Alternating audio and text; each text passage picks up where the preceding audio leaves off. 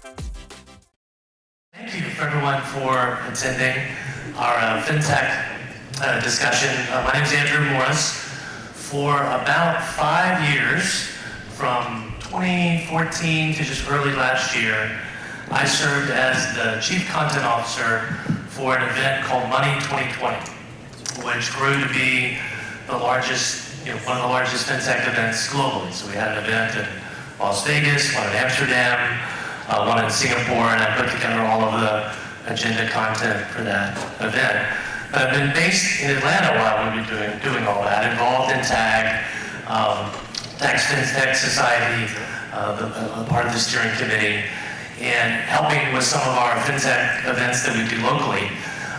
The next major event for TAG is something called Fintech South, which is scheduled for the 20th and 21st of April. And I'll give you a bit more information about that later, but I'm leading the content development for that as well, and it's going to be a great event. So if you enjoy our discussion today, mark your calendar for that, and I'll give away a discount code worth $50 at the end of the session, so don't leave. So let's set this up a little bit. I want to introduce my panel and have a great discussion with them. So what is FinTech? So there's a lot of different sort of ways to think about that definition. We're going to go with a very broad definition for the purposes of, which I think is generally the way we think about it in the FinTech Society of TAG, that it's really all things financial technology. So the financial part includes payments, banking, wealth management, insurance. There's some that think of InsurTech as a separate thing, but I think we include it as a part of FinTech. The technologies at play, things like cloud computing, mobility, AI, machine learning, distributed ledger technology, blockchain, biometrics, and so forth. These are the things that are being applied to disrupt and enhance financial services. And generally, the mission around FinTech is to make financial services cheaper, more efficient, faster, streamlined, more convenient, better experiences for consumers and businesses, more inclusive, more accessible, banking the unbanked or the previously unbanked, enabling small businesses that didn't have access in the past, those types of goals. And I'll do this real quickly because I want to get into our panel, but it's kind of fun to think about. FinTech is not just something that's happened over the last 10 years. There's sort of a phase of it that has, but you could go back maybe 100 years. In 1918, the U.S. Federal Reserve Bank developed the FedWire Fund Service. So there's FinTech 100 years ago.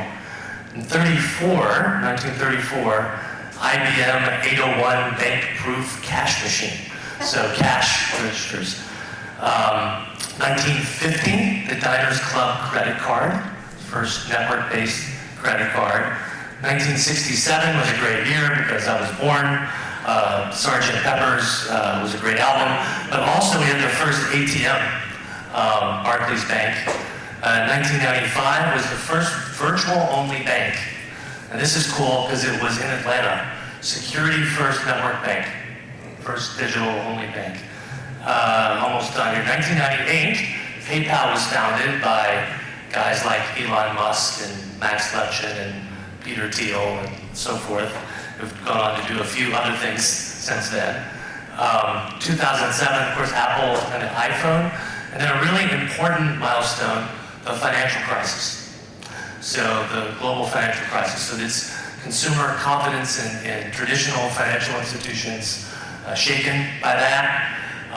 Where we are with technology, we have iPhones now, we have technology emerging, consumers open to alternatives, and it launched kind of a new era for FinTech.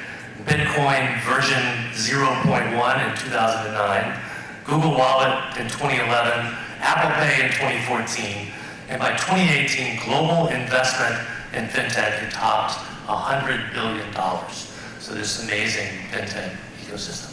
So that's kind of setting the stage.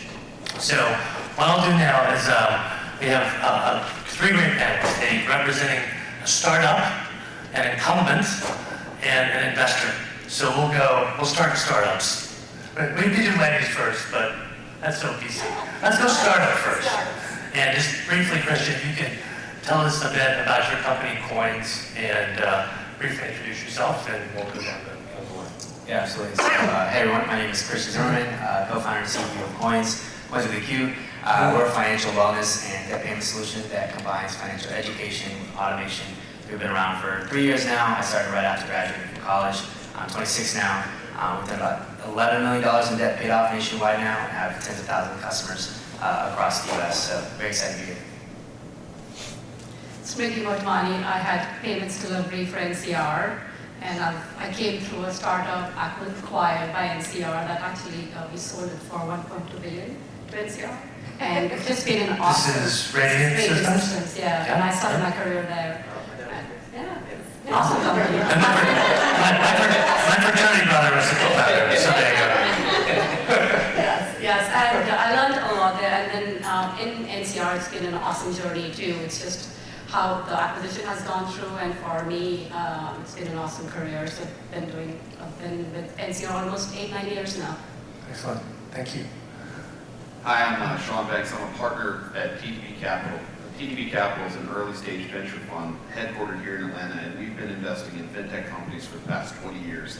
Put about $350 million to work across 65 different investments. We have portfolio CEOs in this room right now. We've invested all over the United States, Canada, Ireland, UK, and Australia, focusing primarily on the parts of fintech that are banking, payments, data analytics, security around transaction processing, kind of payroll and the changing nature of benefits, not as much around necessarily the wealth management side of the house. Okay, excellent. So amazing group for us to hear from today. So Sean, in addition to being a partner at TTB, is also the chair of the TAG Fintech Society. And so we're going to kick it off with Sean, because I gave some of the big picture about what is fintech and the history. It'd be interesting to hear about our ecosystem right here in Georgia, which is significant. And Sean can share a little bit about kind of framework on that. Certainly, thank you. So if we go back to Andrew's timeline, 2008 was also another big milestone, which is when TAG, under the Finance Society, started its Fintech Society as an incubated, tiny little, let's see how this works opportunity. If you fast forward to where we are right now, the Fintech Society, I think, is one of TAG's largest, if not their largest society. And it's a true tool. TAG became an absolute critical piece to this fintech ecosystem in Georgia. Because prior to 2008, and prior to the time when guys like Don Campbell in the back of the room started working on an ecosystem report around fintech, there were just a lot of companies in Atlanta that did payments. And that was generally the thought process around Atlanta. You know, down here in the South, we don't tend to beat our chests and brag about what we've got cooking, but around this society, we were able to go out and take a true measurement of the impact of fintech in Atlanta and in Georgia broadly. You know, we're to the point now where when we started in 2008, we had about 75 companies that we identified that were fintech companies in Georgia. We're pushing 170 right now. The top 10 companies in Georgia that are publicly traded represent about $192 billion worth of market cap. If you look at the top 20 companies in Georgia, that's $72 billion a year in revenues. And if you talk about the global economy and the impact that Georgia has on it with its fintech presence, nearly $60 trillion worth of spend flows through the companies headquartered in the state of Georgia. That's about 2/3 of all commerce globally. So it's impressive. So there's in addition to TAG, there's a partnership between TAG and the Chamber, something called Fintech Atlanta. There's a lot of organization in the city around promoting our city as a global hub for fintech, which it is. So thanks for sharing that.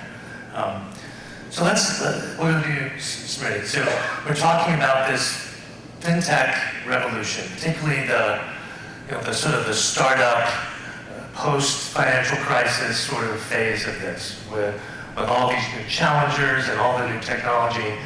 And as a large company, NCR, what does all this sort of mean for your world? And the customers you serve, merchants and banks. Yep. Yeah. So NCR started in 1884 as a national cash register. So it was technically a fintech company in 1800s. And the thing that I will give to NCR is NCR has innovated every couple decades, right? Because something or the other is changing. So we started with the cash register, went into ATMs, dominated the market in ATMs, went into self-service checkouts. And payments has been, and we basically own the space from a point of sale perspective. If you don't know NCR goes to market 3 different verticals: banking, hospitality, which is restaurant space, and retail, which is your grocery stores, department specialty retail, and things like that. So we own a lot of transactions going through our systems. I think what NCR has realized is it's not just about selling a product, it is owning the ecosystem or the solution end to end. So NCR also acquired recently a processor. So we are, so the thing with NCR is we know that we either have to build or partner or acquire. So those are the 3 ways we are thinking. So we're very open in our thought process. It's a co-opetition. It won't be all NCR. It would be, the thought process is we partner with partner to go to market. And it's even, like I would say, small businesses. We have acquired a couple over the last, I would say, 3-4 years. We've been pretty diligent about who we are acquiring and integrating into the broader NCR ecosystem. It's really, particularly in the payments industry, but you could probably point to other verticals, it's really difficult to achieve anything at scale in payments without partnering. There's this whole value chain around payments, and whether it's large companies partnering with a startup or just different roles in the process, whether it's a processor or a network or a point of sale, etc. But interesting. So Christian, you have a different point of view. You have, I was giving this timeline. You missed out on most of this timeline because you're 26. I was here for most of this, and you were not here yet. So so you've come into this as a part of fintech being this big opportunity as an entrepreneur, and so the mission-based, how do I go and solve an interesting problem as an entrepreneur? Maybe talk about that perspective of what fintech has been for you personally, and the company, kind of general. Yeah, I think fintech and my perspective of how I got started and kind of going through those waters was very interesting. I didn't really know it was fintech per se going into it. I was just trying to solve a personal problem that I had coming out of college. And so once I kind of started understanding, the regulatory space, the compliances, a lot of this, I remember I was in a room with Sean, and he was literally telling me, like, you can't do this, you need to figure out how to make this work. And that's what I did. I went back to the table, figured out what third-party providers I could work with to kind of just hack this thing together. And we made it happen. But it was definitely a lot of iterating and understanding, kind of led the educating myself of what fintech meant. And again, like you mentioned, there's a lot of different big buckets that go behind it, and just understanding what those mean. So for me, it was more so, I came at a younger age, so it was more so like I didn't really know, or I got the perspective of like people like, you don't know, what you're talking about. So I had to surround myself around people that did know the industry. So I got mentors, I got investors, I got people that really have been in this space for a long time. And so having done that now, having been doing this for 3 years, I think that's probably the best thing that I could have done. And so that's really kind of how I go about doing it going forward. I know a lot of the regulations are changing, so I'm always trying to stay ahead of the curve now. And then the biggest thing too is I came into it because of the personal pain point, and I found that a lot of people have this problem around consumer debt, not just student loans. But on the flip side, financial education, fintech solves a lot of problems on automating the processes of moving your money. A lot of people just don't understand how their money is working for them, or where they should be putting their money. So that was another thing that I kind of found over the last year, 2 years as well. Interesting. So it's with cloud-based computing and the app, iPhone app environment, some of the barriers to starting a company have reduced, right? And so you have people that like Christian, who see a problem and you don't know what you don't know. You're not biased to think there are barriers for me getting this done. I'm not worried about regulation and you just can't do that. You're going to go and try to fix it. And there's an element of working with incumbents or people like Sean to kind of understand the regulatory environment to make it all happen.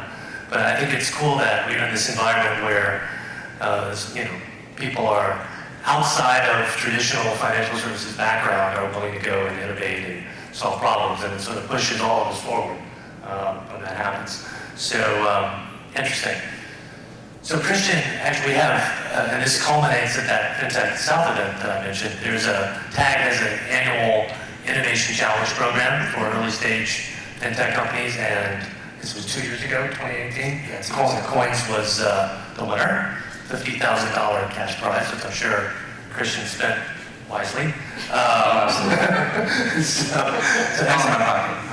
So the concept that I think we're going to kick around a bit next, and then we're going to open it up to questions from all of you, is this idea that FinTech is kind of everywhere. It's not just in financial services, it's almost kind of integrated into a lot of other industries. And there was a recent presentation at a conference, Andreessen Horowitz general partner, Angela Strange, is a very active FinTech investor, and I think she gave a very thoughtful presentation, and it was entitled, "Every Company Will Be a FinTech Company." And here's a little excerpt of what Angela said. She says, "In the not too distant future, I believe nearly every company will derive a significant portion of its revenue from financial services. The infrastructure is now in place to enable this transformation. It will fundamentally change banking as we know it. Every company, even those that have nothing to do with financial services, will have the opportunity to benefit from FinTech for the first time." So I'll start with Sean, but there's some factors that are making this true. Maybe your comment on that idea of kind of every company is a FinTech company. Sure, absolutely. I mean, we've watched the maturation of the industry and the iterations that it's gone through over the past 20 years. And it's gotten to a place now where FinTech itself has become an enabling technology inside the tech stack for a go-to-market strategy for just about any company anywhere. And I'll give you an example of two different use cases in the same company that you might not even think of as a FinTech, but it's somebody you're very familiar with, right? So Uber, right? Uber really changed the experience of how we interact with somebody providing us with ride services, because now I didn't have to worry about having cash for a cab, worry about trying to pull out my credit card and figure out the tip machine on the clunky knuckle buster that was behind the cabbie's head when I made that. I was able to figure out who was coming, what kind of car I was getting, all because now I've got a really integrated, easy way to pay for this. Well, Uber runs into situations as they're out there, and their number one cost in their business is their drivers. And at Andrew's conference, Money 2020, Uber got up there and made a fairly interesting announcement, and I think it kind of highlights what we talk about when we talk about FinTech being an enabling technology. Uber recognized that this driver segment was a big cost center in their business, and they came up with a way to try to monetize it, right? Now I, as the Uber driver, can get my pay quicker through Uber, loaded on a credit card from Uber, and Uber is now monetizing the relationship with the driver by becoming a financial services provider to the drivers, and then also to heavy users. So you start to see how now financial tech gets in there and helps Uber solve a business situation, a cost center, with a revenue opportunity. Interesting. There are other examples, I guess, where it's not perceived initially as a FinTech problem. It's sort of like Uber, like with the Starbucks app. So the team that developed the Starbucks app were looking to solve a loyalty program issue, right? How do we make our loyalty program better? People don't know the balance on their card, they don't know how many points they have, and it led to the largest mobile payment, deployment of the U.S. But it wasn't, let's go do mobile payments. It was, let's solve this problem. Yeah. And it's interesting, Andrew hit on the critical factor there. a lot of folks went out and studied why the Starbucks mobile payment app was so successful. And the number one reason it ended up being used as much as it did over other payment mechanisms was the was the Starbucks app allowed the holder to know how much balance was sitting in their account. And it was something that a lot of folks did not want to be embarrassed by going up and using a card that did not have balance on it and find out that they're holding up the line. Instead, the users found it very, very comforting to know that they still had $25 left on their account. Mm-hmm. Mm-hmm. Well, except unless you're for me, because I always use it all and drink too much coffee. But yeah. I'll just say, even as I think about it, one of the things we talk a lot about NCR is frictionless, right? We have to get to a point where we become transparent. It is about the consumer. It is about you want to pay from your phone, from your car, whether you want full service, self-service, it is your choice. And I think we have all, especially the generation of our generation and beyond, they wanna control, and we just gotta make it available. And the experience is gonna be the key as we think about the next 5-10 years. We're gonna further disrupt, right? We've been disrupting for the last 5 years, 10 years, 15 years. But as I think about it, the next 5, next 10, it's going to continue. I think about NCR as working with your customers to sort of help them be innovative in this fintech space, right? So if it's whether it's Delta Airlines in a kiosk or a merchant who's creating an experience or a bank, have there been examples where you can think of where it was your customer who was really, being the innovator, and NCR was then helping them, bring that to fruition? Yeah, so I think it's twofold, right? Sometimes we find customers who are at the cutting edge, right? They want a partner they want to think with and get forward. And we have had that. I remember even growing up at Radiant, we used to work with one big customer, really solidify the business case and get it out tight, and then we would move it forward. So similarly with NCR, we do something similar. And then there are customers who say, I want to take care of my consumer. Help me get there. So you will see the complete spectrum, and we work with that whole spectrum. There are customers we are innovating with. They are the ones who are part of our initial pilots and control deploy because they want to disrupt. They want to be ahead. And there are customers who say, get it figured out, stable, and then come to me once you have it in X number of sites. You'll see that spectrum. Right. So Christian, we were talking before the session. So Qoins is reaching as a consumer play, right? And you're looking to solve problems for consumers, but as a part of growing that, you need to find ways to reach the right community that needs your service. And you talked about partnerships with gig economy companies and potentially employers, and maybe express that in terms of, those are not fintech companies, and yet they're a part of the ecosystem and helping you with your path on Qoins. Yeah, I mean, obviously, having started out as a direct-to-consumer model, it's very, very difficult. Going one-on-one, cost of acquisition costs are just astronomical, and it costs a lot of money. And so for us, over the last year or two, we wanted to focus on how do we build partnerships with other providers. They don't have to be specifically fintech, but they had larger buckets of customers that we could just help solve the solution or this problem for. So we recently, a healthcare company that we just partnered up with, 50,000 customers that we're doing pilot with for over a year. And for them, it's more like, hey, we usually send out mailers, or we call them to make payments on healthcare, and we all know how much the healthcare system just sucks. So they're looking to leverage our technology to offer a better solution, something that's more seamless for the end consumer, but we're more so on the back end. So for us, it was more so focusing on, all right, we've already built this. We don't want to necessarily go and have to just go one-to-one for each consumer. How do we go about just offering the technology we already built to partners that have these customers that have this problem that we can just kind of tie into? Mm-hmm. Mm-hmm. So some of you may have questions for our panel, so think about those. I'll come to you in just a moment. I'd love to get the audience involved. We're going to have some fun with a little thing we call overrated or underrated. So I've got a list. I may add to the list extemporaneously here. Then we'll talk about some technologies, some trends, some buzzwords that you may have heard in the fintech space. We're going to get our panel's quick answer. We'll just go with just the one word, overrated, underrated first, and then we can talk about it a little bit as to why you said that. So we'll start with artificial intelligence for fintech. Overrated, underrated. Christian. I think the term overrated. I think the technology underrated. So no, wait a minute.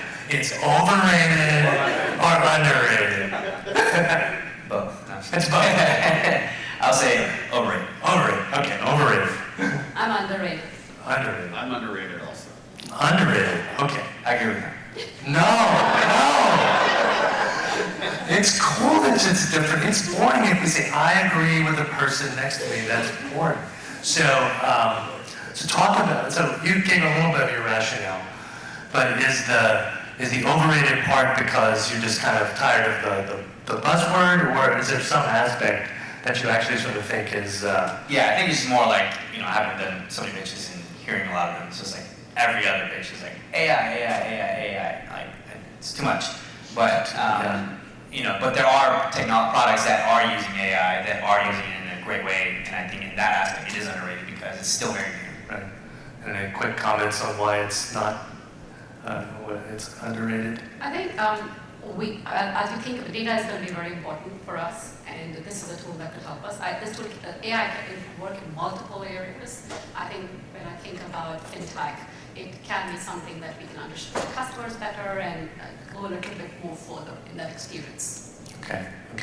So we'll do the next one. We'll jump around here. How about this one? Cryptocurrencies. So it could be Bitcoin or any other cryptocurrency. Sean? I'm going to go underrated still. Underrated still. Okay. I'm neutral, probably more over. Overrated. Crypto, he's 26. He's got to say underrated, right? No? I think I was go overrated. Overrated. Okay. Can I give my rationale? Yeah.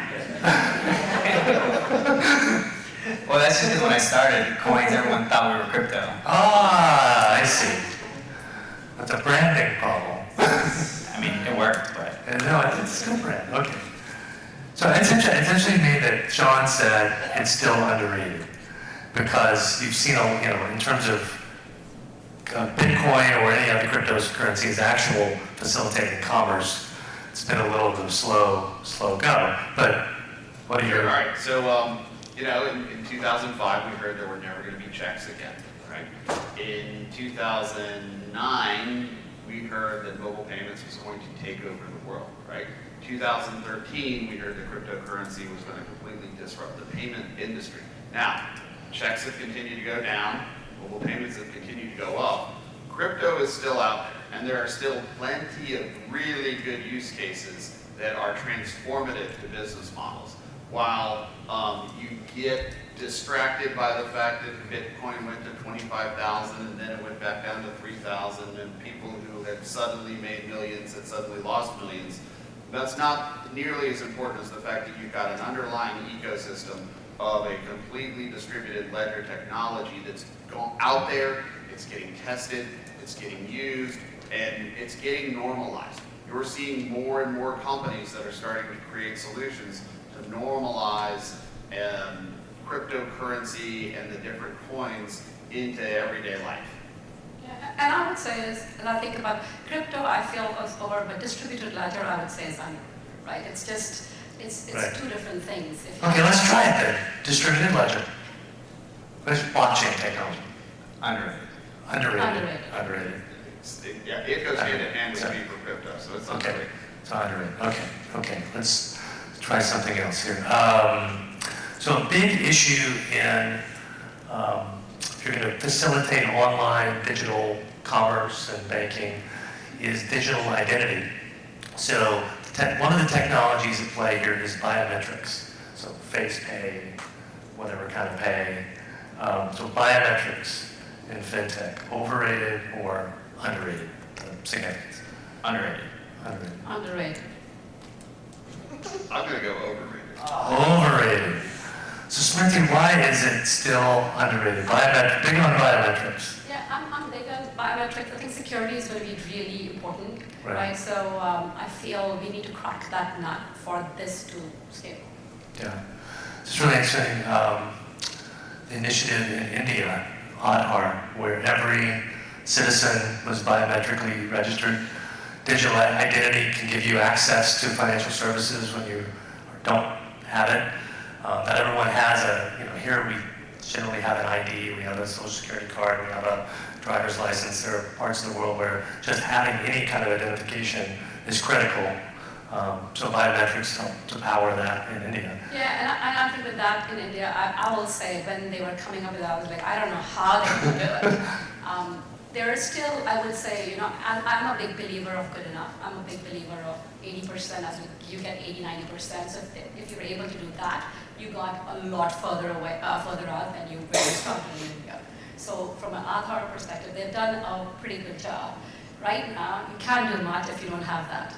You literally cannot do much in India. That's the way you start your bank account. That's the way you start. It wasn't the case when I was in India.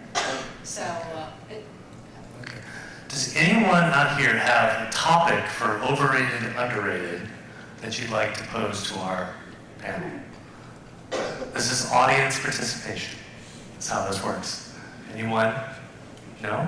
No? Really? Oh, there we go. Mr. Reese Porter in the front row. Atlanta and Georgia's Fintech community. Oh my goodness, that's tough. So he said Atlanta/Georgia's Fintech community. Overrated or underrated? Are we supposed to answer that? It's weird. Say underrated. Be honest. Yeah, there's only one answer. Oh, I know. That's my answer. Yeah. Underrated. Underrated. Underrated.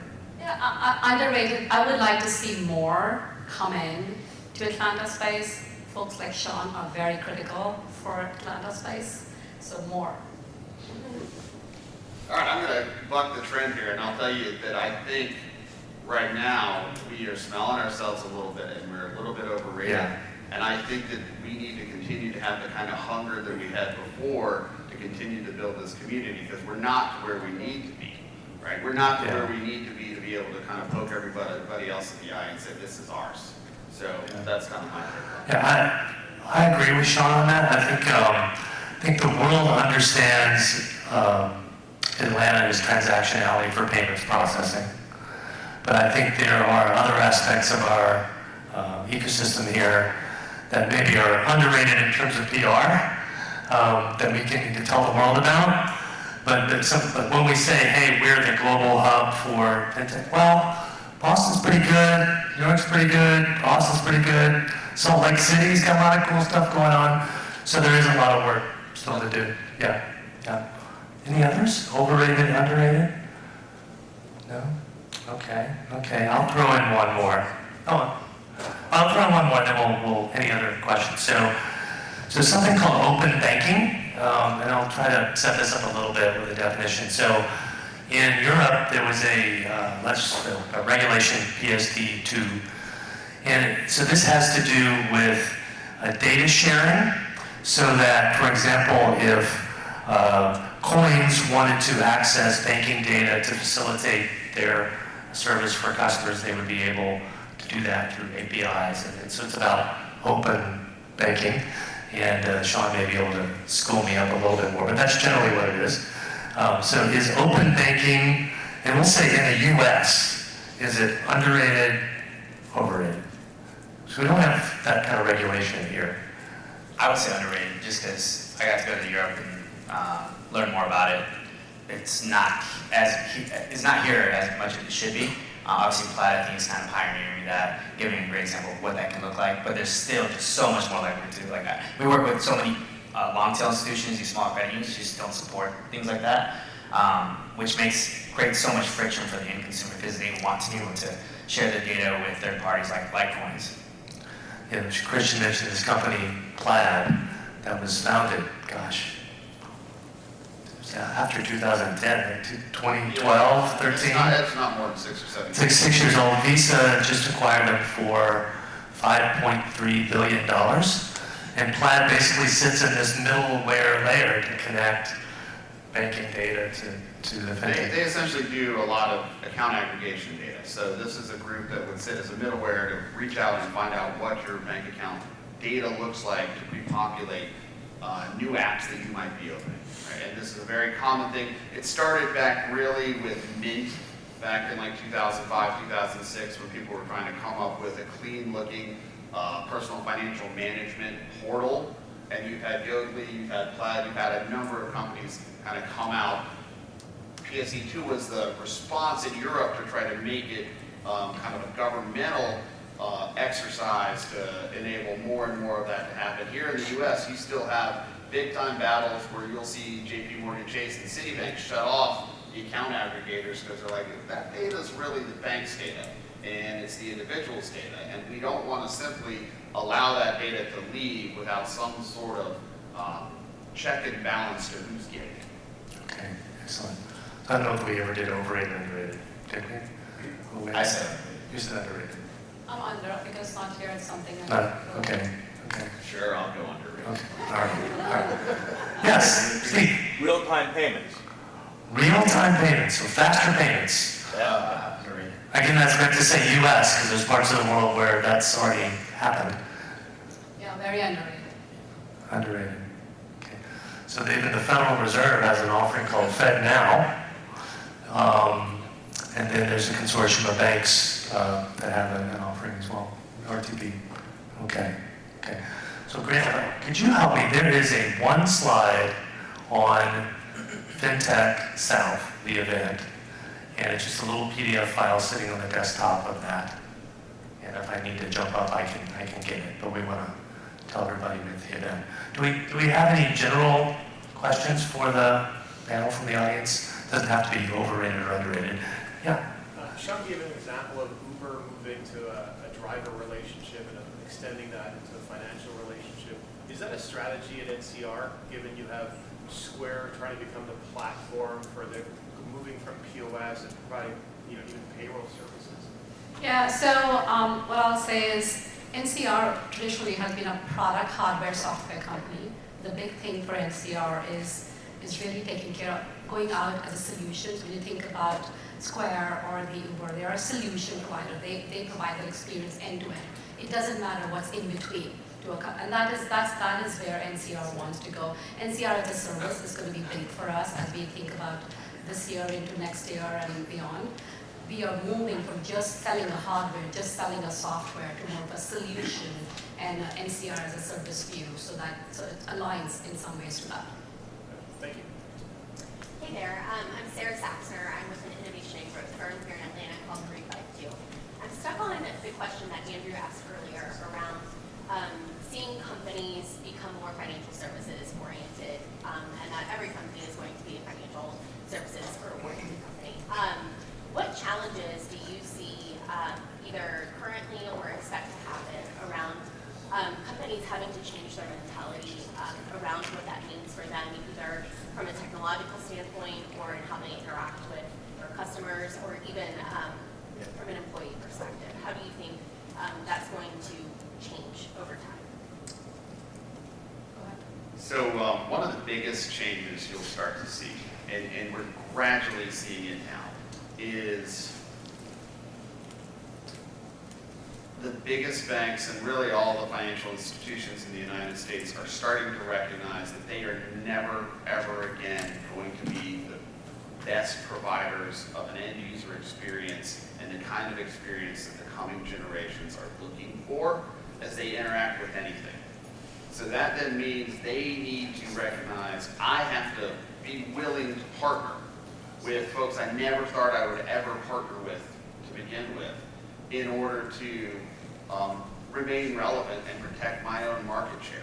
And the nature of my market share is going to change because I may not be, the demand deposit account provider for half of America. I may be the single largest warehouser of cash in the entire world. And that's what I become. So I think it's attitudes like that that are starting to change, and you're starting to see the shift. You're really starting to see the shift in the banking and the mobile banking world. For a long time, the organic deposits in the United States grew faster outside the top 5 banks than inside the top 5 banks. Coming out of the financial crisis, the organic deposits suddenly started growing faster inside the top 5 banks. Why? Because they were able to go out there and spend money on their UI and UX while everybody else was just worried about regulation and not going out of business. That's shifted now to, we have the challenger banks. You'll hear about Chime, you'll hear about N26, you'll hear about Resolute, and those are essentially nothing but UI, UX with some banking embedded in the background. The next iteration of that, and we're starting to see that right now, is groups like US Bank who have said, I'm never going to be able to pivot my entire mobile and online banking channel to meet the needs of a generation that's looking for something that is completely, fully tech stack. Instead, they're rolling out something called Ranger. And they're going to say, I've got my own challenger banking app that is a US Bank mobile banking. And I'm not going to try to change the one that people over 40 are perfectly comfortable using. I'm going to make my own. So it's that changing, shifting attitude that I think will be prevalent as we get closer to a place where everybody's a fintech. Yeah, it's very important for us to, innovation is, we talk about it a lot in the company, and it's a buzzword, but also you gotta start making that shift slowly. So for us, customer first view, we are all consumers. We know what convenience can do for us, right? We go for things that are more convenient to us. So we do talk about it at NCR, saying how do we make that shift? How do we make sure that our customers, consumers, experience is really good? And so it is for a company like NCR, just 1,800. They've just every 20 years. You have to continue to iterate from there. So I want to say this a little bit about the TAG's next big event. So we finally got the slide to work, so sorry for that. But so on April the 20th and 21st at Mercedes-Benz Stadium will be the third year at the stadium for the Fintech South Conference. So it's a Monday afternoon, all day Tuesday event. 1,500 people or more. Hopefully all of you will be there. Here's your $50 if you use discount code, here we go, FTS Summit 20. That's $50 off. If you're a member of TAG, you're already getting a very affordable rate for a conference of this scale. So FTS Summit 20 when you register.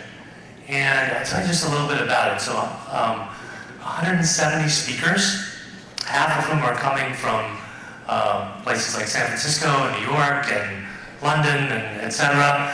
The other half are representing our ecosystem here in Atlanta. You can see all of the content tracks across the bottom. So it's a very broad range of things that are being covered. AI, transformation of banking, blockchain, cybersecurity and fraud, digital identity, the financial inclusion, financial wellness, innovation in payments, personal finance includes insurance tech, wealth management, the regulatory environment, the retail environment, small business, talent, diversity are all the tracks. So 2 hours of content on all of those things. One of our confirmed main stage keynote speakers is Peter Hazelhurst, who's the head of Uber Money. And Sean was giving that Uber example earlier. And actually the gentleman who runs that initiative will be keynoting at the event. Jeff Arnold, founder of WebMD and the founder of a company called ShareCare, will be keynoting. So it should be just an amazing event. We hear from Venmo and Square and MasterCard and Cabbage and NCR, et cetera. We'll find out who gets the $50,000 for this year in terms of startup companies like Qoins. And so I encourage you all to come and be a part of that event. I had a lot of questions about coronavirus and implications. We'll obviously be thinking about that, and there could potentially be some changes, but no plans to cancel or postpone at this stage. We are ready to roll on April 20th and 21st. So maybe we're out of time, so maybe just quick parting shots. Any words you want to leave people with about the topic of fintech or anything you want to share? Ladies first. Ladies first. NCR first. I'll make it easier. for all those trends we were rattling off, all the tech, what do you think is the one that is going to be the most impactful over the next 3 to 5 years? Is it AI or crypto, or could be something we didn't mention? What do you think is the big thing? I think it's going to be, and I'm going to go more generic, it's going to be frictionless. Frictionless. Experience, yeah. Okay. Cosmic, okay. Yeah, for me, it's going to be data. I think you're going to see a layer of functionality built on top of what's going on with both banking and payments around data that's going to allow for a gigantic amount of new stuff to start coming out. Okay. Christian? I'll say frictionless payments. Payments. Okay. So Christian, Smriti, Sean, please join me in thanking our great panel and thank you for being here.